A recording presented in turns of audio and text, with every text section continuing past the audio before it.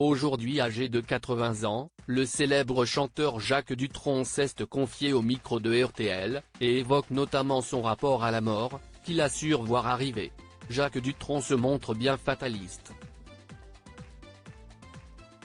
Le célèbre interprète des Cactus, L'Opportuniste, ou encore J'aimais les filles, était interrogé par nos confrères de RTL, à l'occasion de la sortie de son livre autobiographie Et moi, et moi, et moi. L'artiste se confie au sujet de sa carrière et du succès auprès du public.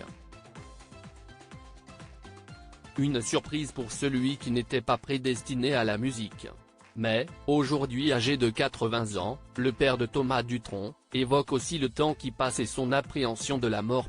Fini la rigolade, Jacques Dutronc se confie sur son rythme de vie à 80 ans. Le journaliste Steven Bellery a effectivement questionné Jacques Dutronc pour savoir s'il avait le sentiment de s'être suffisamment amusé, au cours de sa vie. Pas assez, non, et je sais que ça va se terminer. Fini la rigolade, a-t-il d'abord répondu avant d'évoquer son tempérament, visiblement pas très enclin à faire la fête. J'ai dû m'amuser de temps en temps, mais si est-il dur de s'amuser soi-même, mais les autres aussi. Il ne faut pas être égoïste. Je n'aime pas trop m'amuser. Faire la fête pour faire la fête, si est-il nul. L'amusement, il faut que ce soit clair et net. Mon truc c'était de dire que si j'arrive à faire sourire quelqu'un déjà ce sera beaucoup, a assuré celui qui se qualifie lui-même dans son ouvrage comme un demi-ermite. Jacques Dutronc évoque son rapport à la mort. Jacques Dutronc, qui vit en Corse, se livre aussi sur le calme qui l'entoure désormais. Là je suis bien.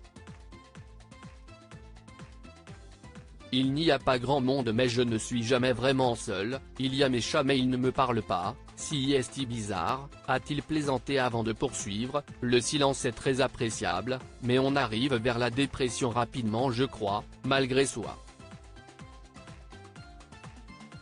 Vous quittez une salle de 20 000 personnes et d'un seul coup plus personne. La mort arrive, elle plane. Si est-il possible qu'on plonge un peu, si est-il même sûr, je peux vous en parler, a-t-il remarqué, ajoutant aussi non sans une pointe de mélancolie, je sens que la mort affûte sa faulx. Avant je n'y pensais jamais, mais si est-il vrai que maintenant, autour de moi ça dégringole, donc ça me fait bizarre, oui, a-t-il conclu.